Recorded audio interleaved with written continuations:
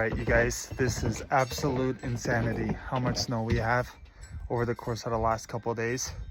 I'm gonna do a quick walk around video and just kind of show you what we're dealing with here. So the first area here is our deck, and so you can see over there, if I get down to the level that it's at, it's kind of a hump. We'll go down. We got our woodshed. We're gonna have to clean that. Here it is pretty similar to the deck. Roof probably has a good, oh, it's hard to tell right there, but maybe probably getting close to 3 feet. Walking around here, this is the driveway. We're gonna have to clear back. Some of it slid off, but there's still quite a bit up there. This is our deck here.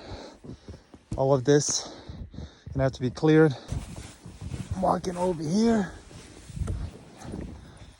Got to get that generator cleared off. It's hard to tell, but I'm stepping through waist deep snow.